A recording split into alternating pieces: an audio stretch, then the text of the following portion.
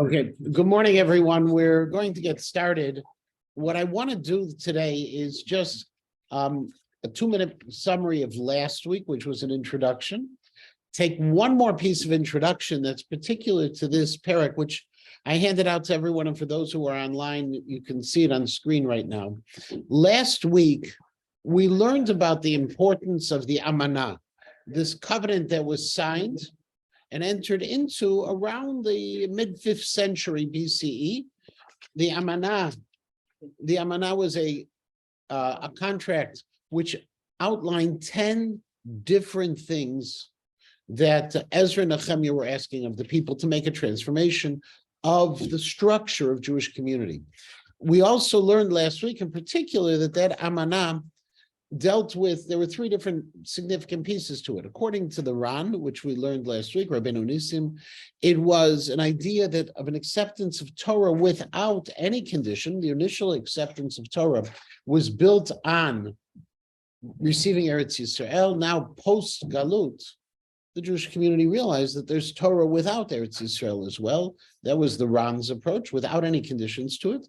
The second approach, which we talked about, was from Zev Yavitz, the historian, who talks about the fact, and this is also found in the Malbim and in other places, that this is the beginning of the era of the Anshe Knesset HaGdolah. There's a new legislative structure that is existing and governing the people, and that's where the Amanah represents that. And the third was from Menachem Elon, who pointed out that this really is the beginning of former Chief Justice of the Supreme Court in Israel, Menachem Elon, a very big Talmud Chacham as well. He pointed out in his Mishpat HaIvri that really what's happening here is the beginning of what we'll call Rabbinic Judaism, or the time of the Pharisees, the Prussian, because we're talking about people who we ask them to separate. We'll see that terminology within the text itself. So there were 3 things that occurred at the Amanah. But also the Amanah itself, which we'll encounter beginning with Pasuk Lamed, had 10 different things that it contained. And just as an introduction, I'm going to go over them now. We'll see them in greater detail when we hit the text. And so that's that sheet of paper that I passed out. Those 10 different pieces first began with the idea, Aleph, of the Shmirat Kol Mitzvot Hashem Adonenu, Mishpatav Chukav, that people are going to observe Torah. The second was intermarriage, that we have to stop the scourge of intermarriage. In fact, we'll even see that one of the people who didn't sign on the Amanah because his family was intermarried. Who should have signed? The third was stopping business from taking place on Shabbat and Yom Tov. They used to have marketplaces. The fourth was the idea of Shemitah, that they had to make sure that Shemitah was being observed in the proper fashion. That was taking care of the poor people, and also the poor people for the sense of Shmitat Ksafim, the idea of removing all of the debts that had been incurred. The fifth was what I'll refer to for the moment as the Machatzit HaShekel, the tax for the upkeep of the Beit HaMikdash. There's a machloket we'll enter into about this specific tax. The sixth was the upkeep of the supply of wood for the Mizbeach that was necessary to burn the offerings on the Mizbeach.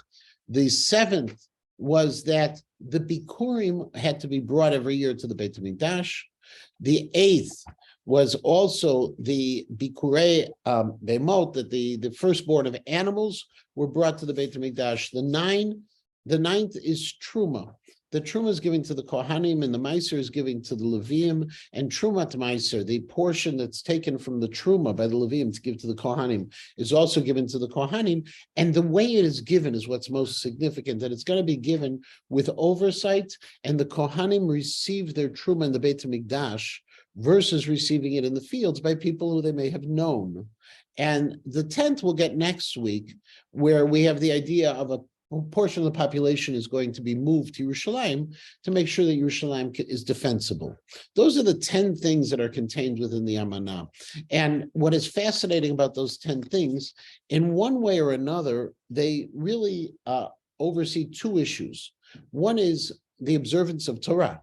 Okay, we had seen that unfortunately Torah was not being observed in the way it should have been observed, And we now have a new situation where people need to open up this opportunities of Torah once again. And then you also have the very same time, Joel, you get to do. Then at the very same time, we also see about people coming to the Beit HaMikdash. That we now have a situation where the common people are coming to the Beit HaMikdash regularly. And in fact, Rav Yoel Ben Nun suggests that this is part of the innovation of Nechemia, Ezra Nechemia, again, to democratize things. Because if the Kohanim were in charge, and they were really the ones in the Beit HaMikdash, and no one was around the Kohanim, okay, the way to wrest control from the Kohanim of things beyond what Kohanim needed to do, whether it was Torah, the democratization of Torah that we've talked about, or even these issues of the Beit HaMikdash themselves. You wanted people, the regular people, the non-Kohanim, to come to the Beit HaMikdash as much as possible. And so Rav Yoel Ben Nun sees this secondary objective within the things that are being done. The first one covers the world. Right. Well, the first one... He's got 9 specifics. Right. And one generic. Covers the 9. Right. So it really starts out, if you think about, just for a moment, the United States Constitution, there's a preamble. The preamble sets the tone for all of the details. And in that same sense, this first one was you have to keep the Torah, but it's a necessary preamble. And the Aseret Dibrot, the necessary preamble is we believe in God. Okay, once you believe in God, you can get to all the rest of the details. And in fact, there are some Meforshim who take the approach that Anochi Hashem Elokecha is not one of the mitzvot, okay, but rather it is the necessary underpinning of all of the mitzvot themselves. And similarly here, we have to keep the Torah. You're right; it's the underpinning of it all. What are the specific issues that are being viewed? On the other hand, when we say that this is like the Ran said last week, that's a new form of a brit, that this is that new idea of something going one step further, that there is acceptance of Torah without condition, without any tanai. We will keep the Torah whether we have a land or we don't. There's a specific within the general. Okay. Oh, but your comment is right on target. Now, the parak itself is divided into 2 parts, or 3 parts, really. The first part is just the opening pasuk, which just sets the tone. The second part is the signing of the amanah. And then the third part are all the contents of the amanah itself. In terms of that, the pasuk starts, uvechol zot. And with all of this, now Rashi explains, despite all of this, despite all of the things that have happened to us, all of the evil, because the previous parak was talking about all the things we did wrong. God punished us, we did wrong. God punished us, we did wrong. God punished us. And in between, God forgave us each time. Despite all of that history, right now, says Ezra, Kortim Amana, Anachnu Kortim Amana, we're now entering into a new covenant. V'chotvim, ve'al hechatum, sarenu, levienu, kohanenu. And on the seal will be the officers, the Levim, and the Kohanim. Now, the Malbim says that there were actually 2 copies of the Amanah. There was the open copy and the closed copy. The closed copy had a seal, and on the outside of the closed copy is where they were signing it, and they were signing it in the reverse order that they normally would, because it was on the outside. But there was another open copy of it, and that open copy was signed in the order according to the Malbim, Kohanim, Levim, and everybody else under them. That's the way he understands this phrase, Ve'al hechatum. Okay, over, he says the closed one, the closed version. The Dat Mikra says no. That there's one amanah, there's one declaration that's being signed, and the way it's sealed is on the way it was accepted was over the seal. This is the way it was signed itself. He doesn't address the backwards, what seems to be the backwards order of kavod. And there's a medrash, fascinating medrash in Ruth Rabbah, that talks about the fact, the Avitz brings it in this chapter where he describes it. It's Ruth Rabbah, Daled Hey, in Ruth Rabbah, where it talks about Man Su Anshe Knesset HaGdolah, says the Medrash, Katfu Sefer, they wrote a book, Vishatchu Ba'azara, they laid it out in the public space of the Beit HaMikdash, in the major courtyard of the Beit HaMikdash, Uvishacharit Matzu Achatum. And the next day they found everything had been signed. Now, the way Yavitz explains is that Ezra and Nechemia did not want to force anybody to sign on to the Amanah. And so what they did is they put it out. Anybody wanted to sign it could come and sign it. And these are the people who signed it. There were some people apparently who refused to sign it. Now, who would refuse to sign it? Those people who didn't want to buy into these 10 pieces. And so, for example, when we start looking after, and the third pasuk, okay, we notice when we start having the list of Kohanim, one of the people who's going to be missing from that list of Kohanim is Yediyah, who was the Kohen Gadol. The Kohen Gadol is not listed among the Kohanim signing because he was intermarried. Okay, and so as a result, he's not going to sign on to this. Is he nuts? Okay, and this is, by the way, the fact that assimilation is not something new to the 18th century, 19th century, 20th century. We always have new versions of assimilation. Okay, I always find out new things. You know, I just was told last week there's a major Jewish educational organization. A wonderful guy is in charge of it. Whenever I've met with him, he's always wearing his kippah. And then someone mentioned to me his lifestyle is a very, very different lifestyle than I ever imagined before. And I'm thinking, this is the guy who's in charge of a major Jewish organization for Jewish education. So we find new ways of assimilation across the way. That a Kohen Gadol was intermarried with a group of people who identified themselves as Jews. Remember, the Samaritans identified themselves as Jews. We didn't identify them as Jews. And they had been like this, and there were all these pressures. Okay, it's just the realities. So who signs on it initially?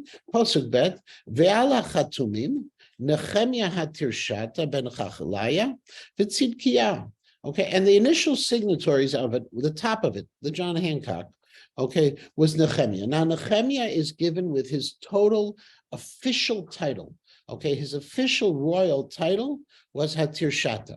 And if you remember back from Sefer Ezra, back in Perek Bet, Pasuk Samach Gimel, when we first encountered this name of Nechemia HaTirshata, the Chazal say, why was he called HaTirshata?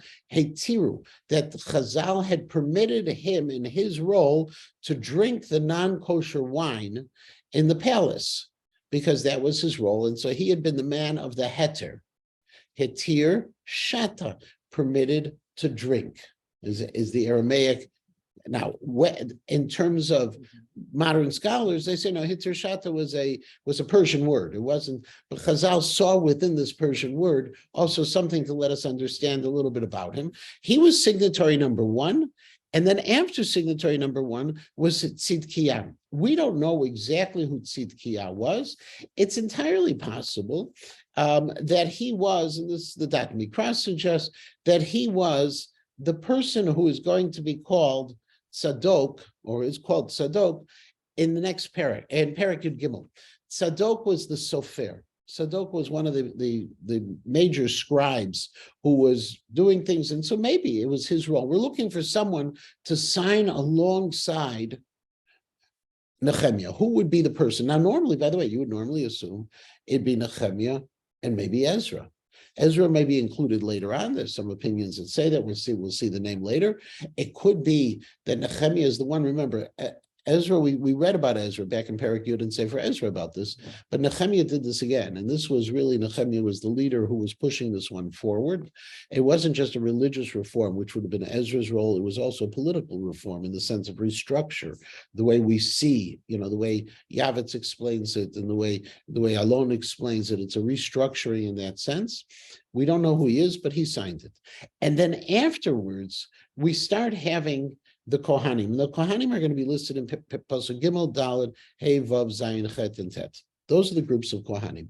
Now, the Kohanim here, the lists of the Kohanim are not the full list that we will have. Ultimately, there were 24 major groups of Kohanim and Leviim, the Mishmarot, but we start seeing it here. There's all sorts of questions when those exactly developed, the 24 groups. We know in the time of David HaMelech, there were 24 groups. In the time of the second Beit HaMikdash, there were 24 groups, but we have 24 sets. When they first came to Eretz Yisrael under Zerubbabel, there were 4. And so what we're finding now is either that there have been a lot of subdivisions, or there are new people who have arrived to create these additional groups of Kohanim. And the names are Sraya, Azariah, Yirmiyah. Okay, and they include these groups again. The Azariah, some suggest that this is Ezra, Pashhur, Amariah, Malkiah, Chatush, Shavaniah, Maluch, Charim, Merimot, Ovadia, and it continues. I know it's exciting. Daniel, Ginton, Baruch, Mishulam, Aviyah, Min, Mazayah, Vilgi, Shmaya, Ela Kohanim. These are the Kohanim. Okay, these are the groups of Kohanim. And if you count the groups of Kohanim, you see it's 1, 2, 3, 4, 5, 6, 7, 8, 9, 10, 11, 12. 13, 14, 15, 16, 17, 18, 19, 20. Okay, either 20 or 21. You don't have the full 24 there, and there are different explanations of what's going on. V'halavim, now we're going to have the Levim. Now the Levim are Psukim Yud through Yud Daled. If you remember, there were fewer Levim who came back. There was a whole issue when they first came, that there weren't a lot of Levim who were coming. There are more at this point. The Kohanim, when they first came back on Aliyah, were 10% of the people who came. But now the Levim are growing in numbers. V'halavim ve'Yeshua ben Azaniah, Binui mibnei Chenadad, Chadmiel, v'Achayim, Shevaniah, Hodiah, Klita, Playa, Hanan, Micha, Rechov, Shavia, Zakur, Sheravia, Vanya, Hodiah, Bani, Baninu. Okay, those are the Levium who show up. Now, the Levium and Kohanim, we know their roles. Okay, nice and clear, Roshei Ha'am. And then we have the list of the leaders of the people. Now, these leaders of the people are different than the leaders we've had before. There are some shifts along the way. For example, we don't find the name Shvatya that we had before, his family. We're not really sure why those changes. Okay, it could be that there were those people who refused to sign. Okay, they didn't want to sign, and so they didn't sign. And there also are, if you remember, there are people who rose up in prominence in the building of the walls. And so this is it. And it's just, again, it's about as exciting for the moment as reading, you know, a survey when you read the old census lists. Okay, you can find things, but the first one, yeah, Parosh, Pachat, Moav, Elom, Zatu, Bani, Buni, Asgad, Bevai, okay, Adoniah, Bigvaya, Dina, Ter, Chizkiah, Azur, Hodiah, Chashum, Beitzai, Charif, Anatot, Nevai, Magpi, Ash, Mishulam, Chezir. I just want to see someone name their kid Chezir. Okay, Meshev Zael, Tzadok, Yadua. Okay, Parosh also is not such a great first name. Pilatia, Chanana, Nayahu, She'ah, Hanan, Yach, Chashuv, Halochesh, Pilcha, Shovek, Rachum, Chashav, Nam, Aseyah, Chiyach, Hanan, Anan, Maluch, Charim, Ba'anau. Okay, and then we had, this is the total list. Ultimately, there are 84 names that are being mentioned here.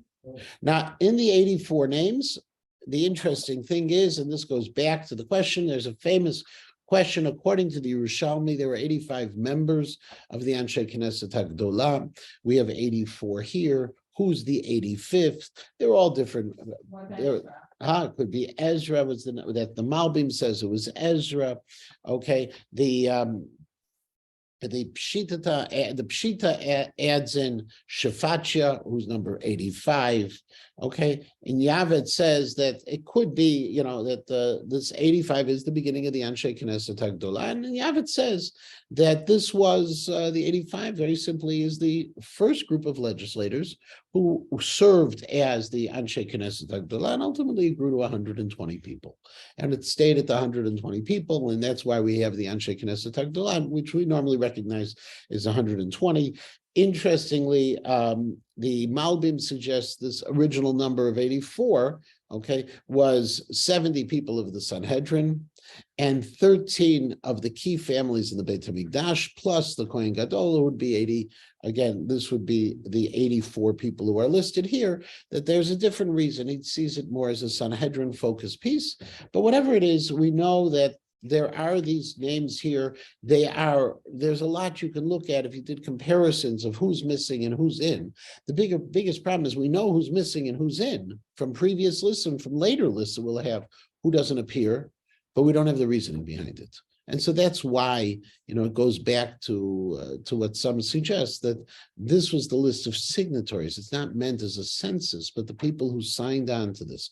Why the others did not sign on could be they refused to sign on, okay, because they themselves were not in agreement with this. It could be there was some resistance among some of the Kohanim, which is why some of the Kohanim may not have signed on, because they saw this as losing some of their power. And it could also be because of the intermarriages that were really widespread. If you remember back in Ezra, when they were talking about intermarriage, there were very few families that actually gave up their non-Jewish spouses. And the question was that because there were very few families, or were just very few who followed through? Now we're going to see this as being much more successful in this time. Now, the beauty of all of this is we've already gotten, believe it or not, up to Pasuk Chavtet. And in Pasuk Chavtet and Lamed, we go ahead and we begin to introduce the pieces. Ushar ha'ama kohanim haleviim hashoarim ha'mishorim ha'netinim v'chol hanivdal me'amei ha'aratzot asher torat Elokim neshehem b'neihem v'notehem v'kol asher yodea mivim. And in this case, it also, in addition to those important people, there were a lot of other people who signed on to this document. And those other people were Shar Ha'am, including the Kohanim, the Leviim, the people who were the gatekeepers, the singers in the Beit HaMikdash, the Netinim, the people who were the water carriers and the wood carriers, V'chol hanivdal me'amei ha'aratzot, and anyone who separated themselves from their non-Jewish spouses, El Torat Elokim, to go follow the Torah of Hashem, the Neshem v'nei v'notehem, not just their wives, but also their children they separated from, if the children were Jewish. Kol Yodea Mevin, says the Ralbag, okay, that anyone who was able to understand signed this on. That Mikra says, including, by the way, Kol Yodea Mevin, that it even could be children, as long as they understood what they were signing on to. Now, this, yeah. Why does it mention Kohanim and Levim? Because there were Kohanim and Levim who signed on, who weren't part of the major signatories before. Okay, just like Amiharitz, yeah. Why do we have to read this Pasuk Chavtes and even Pasuk Lamed? I'm sorry, I've jumped ahead. Why do we have to read it as being signatories? Why can't we just read it as, and yeah, they bought into it, they agreed? Why do we have to say they're signatories? Because I'm reading the first Pasuk Aleph as Va'alech Hatom, Sorenu, Levienu, Kohanenu. These are the groups. There's Sarim, Nechemia is there.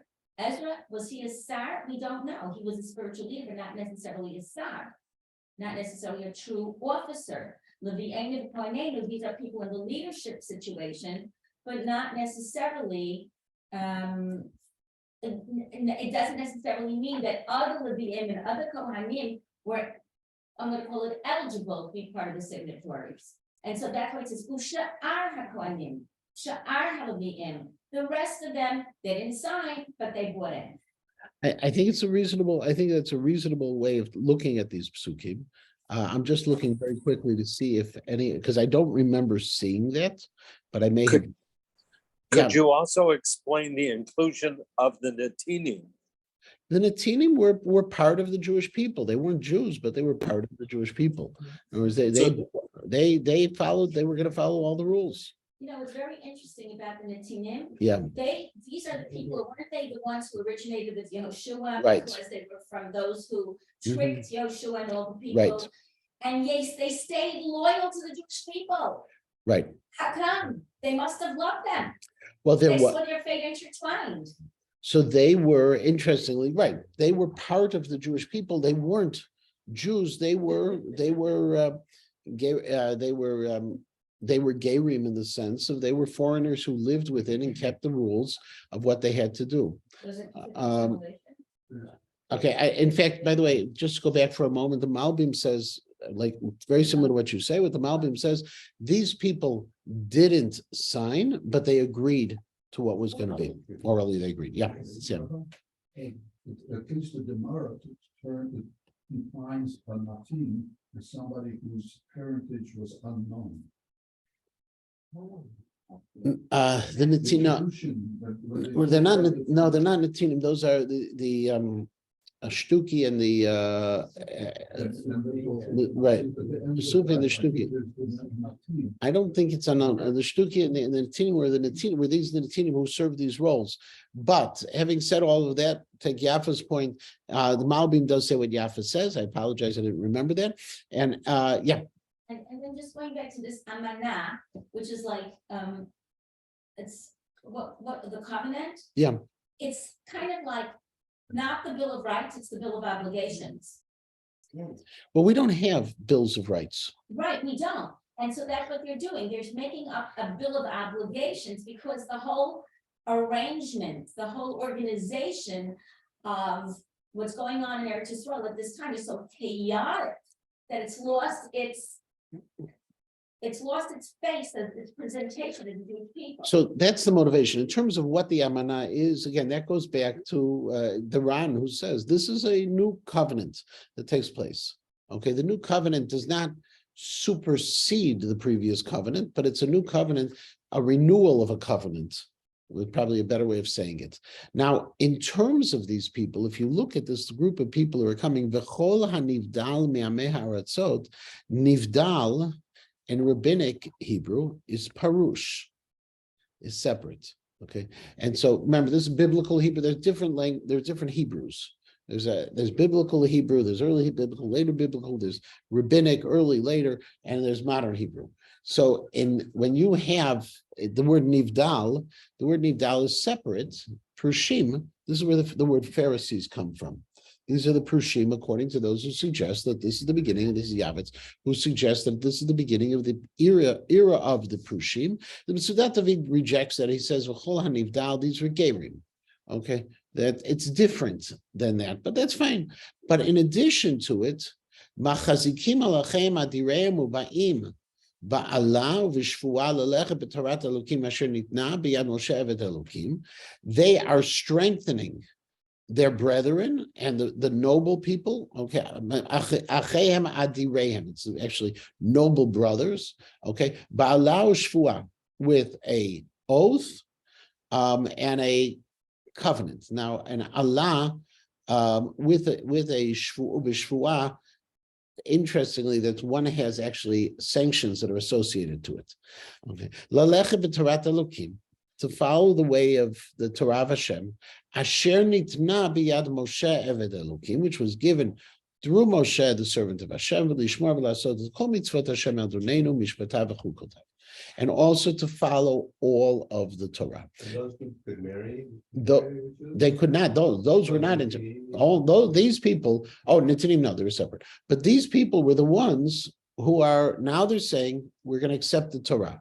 Go back to that list. This is item number one. This is the big item, like Barry was saying before. After we get past the big item, let's get to some small details. And so these small details are not so different. Okay, I'm sorry. Lamed Aleph, asher lo nitan benotenu la'amei haaretz. We won't give our daughters to the people, the amei haaretz, the non-Jews, people of the land. Ve'benoteim lo nikach levanenu, and we won't take their daughters to marry our sons. So the intermarriage is both rights. That's step number two. Interestingly, if you look, vasher lo nitain, past, present, or future. Future. It's a future tense. Zakheim actually suggests, I haven't found this in any of the classic statements of Chazal, that nitain is in the future tense because there was going to be some exceptions for what had happened in the past. That this is a statement about the future and not the past. I think that runs counter to the statements that we find elsewhere, that this was, they had to get rid of all of their ex, all of their wives, but he sees that in there. The Rambam actually says the Rambam views this as one of the takanot of Ezra, and this is one of the things. It brings it down in Hilchot Yisurei Bia Yud Bet Aleph, because intermarriage, in the sense that we normally think of, really midioraita, really was just with the 7 nations who we weren't allowed to. Here is with any non-Jew that this would be prohibited. It was something that you didn't do, but here it became covenantal, that this was prohibited in the same way. And because otherwise it was just considered as an act of promiscuity. They're just, okay. Any attempt with these individuals to like, okay, we're gonna offer them to convert. No, that's just in modern day. We try that stuff. Okay, to convert them. These were get rid of them. Okay, and then by the way, you remember there's also limitations on who can convert when the Jews have an upper hand. This time for the whole idea of spouses, etc. I'm going to hold that one off to a separate shear on it. Okay, but then the Amei Haaretz, and now talking about the non-Jews in Pasuk Lamed Bet, V'Amei Haaretz hamevi'im et hamakachot v'chol shever b'yom haShabbat limkor lo nikach ben b'Shabbat u'b'yom tov. Similarly, we will not purchase things, we'll not have market days on Shabbos and Yom Tov. We won't buy from the non-Jews who would come. And at the same time, we're also going to observe the Shemitah year, and Masach Chol Yad is referring specifically to Shmitat Kesef, to the excusal of or the cancellation of loans in the Shemitah year as well. What's fascinating here is think of the order of things. Let's keep the Torah. Let's get rid of the non-Jews.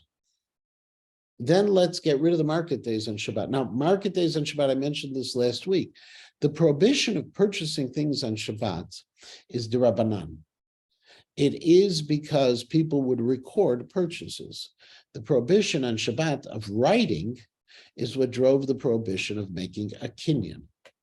Okay, but at the very same time, if you want to keep Shabbos, you don't have the stores open and don't have market days, because that changes the very nature of Shabbat itself. So first, let's go with the family. Let's try to get the family to be Jewish. The next step is let's go for Shabbat. And there's three aspects of Shabbat: the weekly Shabbat, the cycle of years of Shabbat that we call Shemitah, and its two iterations, both in terms of the food being available to all during the seventh year. We're taking care of the impoverished, of the poor people through that, but we're also recognizing God's creation and also the cancellation of debt, again, taking care of poor people. So it's family, Shabbat, and community that we're having. All three things are being addressed in these, what would seem to be very specific, but there's broader implications about all of them. And the next one comes, which is an interesting piece. We shift gears. We move away from family and from regular observance, and now we move over to the Beit HaMikdash. Ve'emadnu aleinu mitzvot latet aleinu shlishit hashekel bashana. And now we accept upon ourselves a command to give a third of a shekel every year.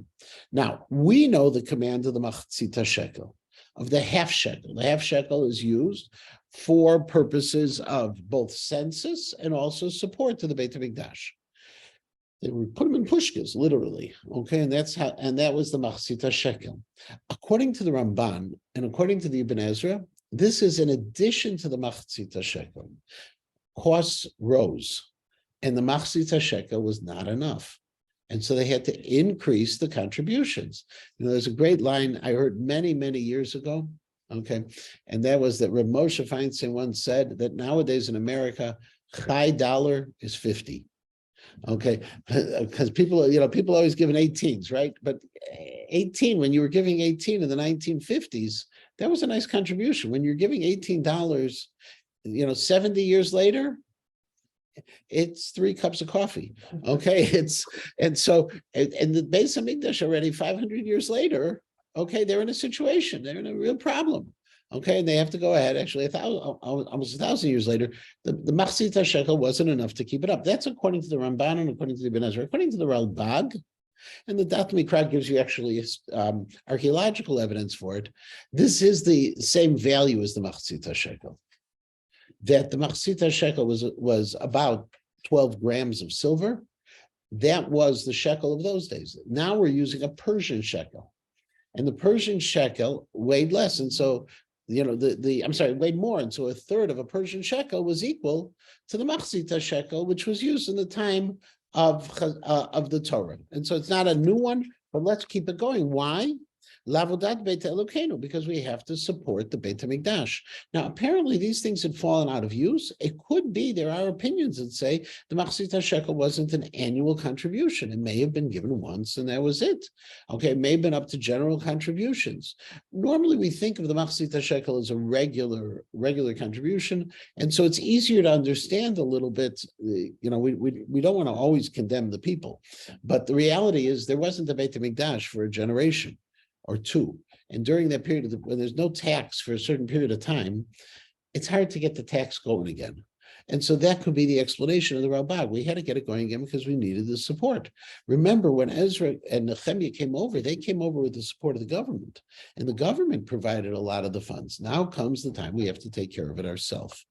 L'lechem hamarechet, and what's it going to be used for? It's going to be used for the lechem hapanim, for the 12 loaves, uminchata tamid, and for the mincha. Okay, that was the part of the Korban Tamid. Interesting, the Ralbag says this is actually the Ketoret, the incense offering. According to Sudat David, this is the Minachat Nischei HaTamidim, that this was actually the libations, Ulolata Tamid, and also to the Korban Tamid. HaShabbatot, for the Korbanot that were the Musaf that were brought on Shabbat, HaChodashim, the Korban Musaf that was brought on Rosh Chodesh, LaMoadim, the Korban Musaf that was brought on a holiday, Vila Kodashim, Vila Chataot, and to the other Korbanot, the Shalmei Tzibur, okay, that were given, those were the Kodashim, and the Chataot were other, when there was a Korban given to the Sirei Rosh Chodesh, etc., that were brought for the forgiveness of the people themselves, L'chaper al Yisrael, which were used for forgiveness over the Jewish people. In other words, bottom line, these are for all the korbanot, v'chol melechet Beit Elokeinu, and any other use that was needed. For example, you had to remodel the Beit HaMikdash, it needed fixing, the Beit HaKabayit, whatever it was. This was the tax that was going to support it. V'hagoralot. Now, then they began a system of lotteries. Hagoralot hipalnu al korban ha'etzim, about who was going to be able to bring the korban etzim. The etzim, the wood, was brought, and it continued to be brought until Tu B'Av every year. By that time already, the sun wasn't strong enough to dry out the wood, so they made sure that they had stockpiles of wood for the Mizbeach, and it was brought. It was considered a tremendous kavod. Whenever there's a tremendous kavod, you have to figure out how to divide it up. And the way they did it is there was a lottery system. Initially, later on, there were official people who were assigned families that were given this kavod because they had stepped forward to take care of it. HaKohanim, HaLeviim, Va'am, Lavi Leveit Elokeinu, Leveit Avotenu, Leitim Mezumanim Shana V'Shana, to bring them at a specific time each and every year, Leva'er Al Mizbeach Hashem Elokeinu Ka'Katuv Torah, as to burn it on the Mizbeach, as the Torah says. So what do we have so far in the Beit HaMikdash? Everyone has to contribute money. Everyone has to contribute wood. They take turns. Ulahaviyat bikurei admatenu, and to bring the bikurim, the bikurei admatenu. Simple. The Ralbag says that's the wheat, that's the grain, the wheat and the barley. According to Ibn Ezra, this is talking more about the omer and the shtei halechem. Okay, but to bring them uvikurei kol pri kol eight shana v'shanan, to bring the first fruits, leveit Elokeinu, to the Beit Elokeinu. Ve'et bechorot banenu uvehemtenu, and Pegin Aben, right, the firstborn of the children, and also the firstborn of the animals, kakatu b'Torah.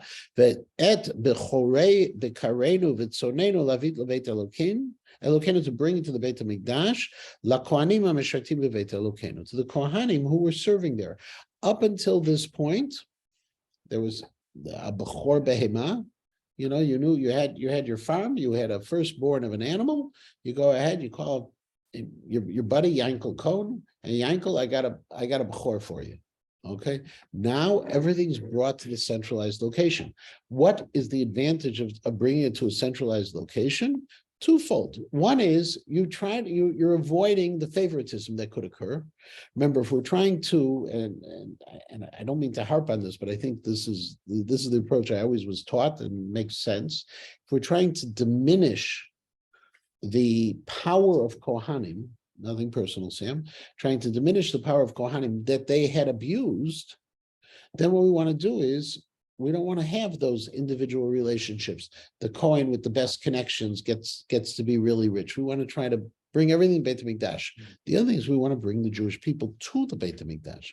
We want to make sure they're coming on a regular basis. So this is viewed as their Beit HaMikdash and not the Beit HaMikdash of the Kohanim and the Leviim at the same time. Then in addition to it, then we have the Et Reshit Arisotenu, Utrumotenu, Ufrichol Eitz, Tirosh V'Yitzar Navi L'Kohanim Elishchot Beit Elokenu. And also now the next step of things that we're bringing are going to be the Truma, Umaserat Matenu LaLeviim, and the tithing goes to the Leviim. V'hem HaLeviim HaMasrim B'chol Arei Avodatenu, and the Leviim do it all over the place, wherever we're working. Vaya Kohen Ben Aaron Im HaLeviim. But we want a Kohen overseeing that. And then the Leviim bring the Trumat Maaser, their portion of the Maaser that goes to the Kohanim. They have to bring it back to the Beit HaMikdash, Halashachot, Leveit Otzar, to the treasury houses of the Kohanim in the Beit HaMikdash. Ki El Halashachot Yaviu Bnei Yisrael Bnei Levi et Trumat Hadagan Tirosh Vayitzar, because they have to bring it back to the Beit HaMikdash. Those the truma, the gifts of the grain, and the gifts of the oil, and the gifts of the grape. V'sham klei hamikdash v'akohanim hamishartim v'ashoarim v'amishorerim, and that's where the kohanim were, who were serving in the Beit HaMikdash, and the gatekeepers and the singers. V'lo na'azov et Beit Elokeinu, and they don't leave the Beit Hashem. Now they're not leaving the Beit Hashem is another point here also. We're making sure that the Beit HaMikdash is being supported. So all of these things are happening at once. And it's this big shift. After you get past those first few items, the big shift starts. Okay, we need to take care of the big items, Jewish. We need to take care of family. We need to take care of Shabbos. Now let's try to restructure the polity, the leadership of the nation. Kohanim, we want you in the Beit HaMikdash. But we want other people there with you. And so we want the Jewish people to be coming there regularly. We want everyone to view this as your home. We want the Leviim. The Leviim are necessary to be all over the place. They are Leviim by nature. There are the 48 cities of the Leviim that where Leviim had to live. They served an important purpose there. They were also teachers. They were all over. We need them there. But when the time comes for the separation of tithing, we're going to involve the Kohanim, because the Kohanim then are going to go and bring those things back that belong to them, back to the Beit HaMikdash as well. And ultimately, all of the people will have their places and they'll have their roles to assume, and hopefully we'll be able to restructure society. The one piece which we leave off until the next parak is now going to be the 10% of the people who are going to have the responsibility of moving to Yerushalayim to make sure that Yerushalayim is going to continue to be a place where it's defendable, because if there isn't that defense, everything is going to fall off. Now, yeah, Yerushalayim from where? From all of the areas around Yerushalayim, from the cities. We need to increase the population of Yerushalayim, which was one of the things they saw. Okay, and part of it is, V'lo na'azov, like I said before, the Mitzudat David says very simply, the reason we want everything to be brought to the Beit HaMikdash is we need to make sure the Beit HaMikdash is running, and it's running well. And if the Kohanim are running around trying to get their parnasa, that's also not good. Yep. What was the reinforcement power of, say, you said that there was a Kohen who did not sign on because he wouldn't give up his non-Jewish wife. What's to stop him from saying, I need to serve? So it's interesting. We don't see that right away. We do see the Allah. When we talk about a shvuah and an Allah is actually a shvuah that has a consequence to it. We don't know what those consequences were necessarily. And we'll see their power was pretty significant, Ezra Nechemia, in their pieces. And so they're able to restructure who's going to be doing what. But it's not permanent. And we do have situations throughout Jewish history of corruption. We, from not day one, Avram Avinu didn't have that issue, but his nephew, Lot, kind of messed it up along the way. And there will be corrupt leaders, and there will be corrupt Kohanim, and it goes back to power corrupts, absolute power corrupts absolutely. Okay, and that does happen throughout Jewish history. It's one of the challenges. By the way, it's the challenge of the last parak. Parak Tet talked about all of that. Yeah. And besides being like, okay, we live in Eretz Israel, we're under the Persian domination, that's okay. We're all one people, doesn't matter. So he's married to a Jewish, a non-Jewish woman, he's married to a Jewish woman, who cares, you know? We're all one people, and now all of a sudden, there's a lot of separation going on. Yeah. There are standards that are being imposed. And whenever you impose a standard, there's a problem that's going to happen. It isn't going to be perfect. And we're going to see, look, you'll notice, if you just imagine after the period of Ezra and Nechemia, it sounds a little bit quiet for a while. There are challenges to the whole idea of a Malchut Beit David. That's the reason why Divrei Yomim was written, okay, was to establish the power of Malchut Beit David. And it seems to go nicely for a little bit, but let's not forget, within 100 years, you'll have Alexander the Great arises. And within that 100 years, you know, we start then entering into a whole new era of Hellenization. And then we have all of these pieces along the way. We have Hanukkah, and we'll have the others. So it is a major accomplishment what Nechemia achieves during the Amanah. But unfortunately, Jewish history has the ups and the downs of Jewish history. And those ups and downs of Jewish history are part of human nature. And that's what we always hope eventually we'll get to the up that's going to stay with the up as is. And that's probably going to be the most miraculous thing that occurs during the time of Mashiach. Okay, remember the whole thing of Mashiach is, as the Rambam says, there's no difference between the natural order between Mashiach and pre-Mashiach, Shibud Malchuyot Bilvad, but that the nations are going to accept God.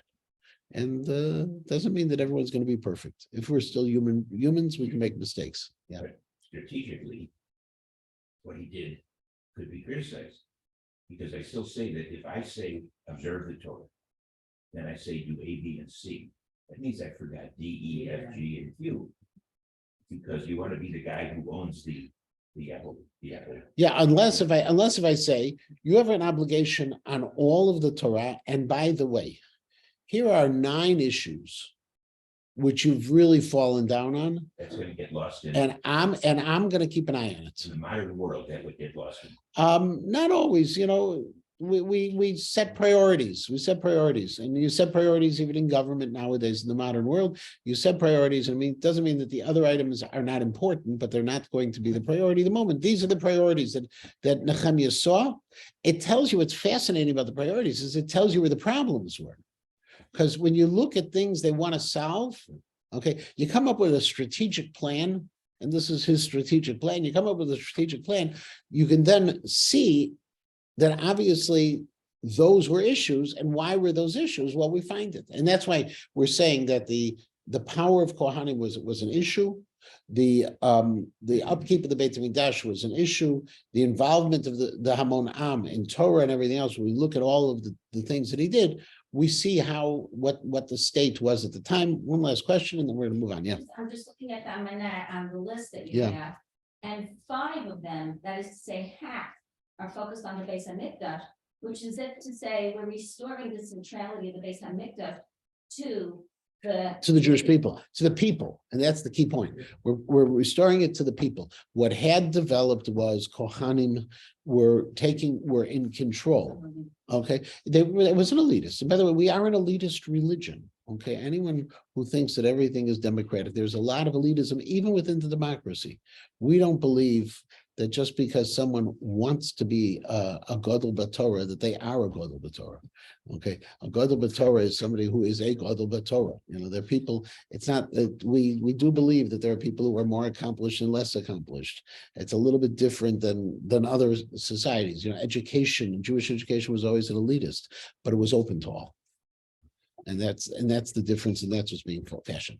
We're going to stop here. Next week, unfortunately, I'll be out of town, but unfortunately, I won't be able to give shir. So we're going to come back 2 weeks from today. We'll continue with this, and I wish everyone a wonderful day. Dafka, next week I can attend. Okay, well, Ilana, I'm in Israel. No, I'm saying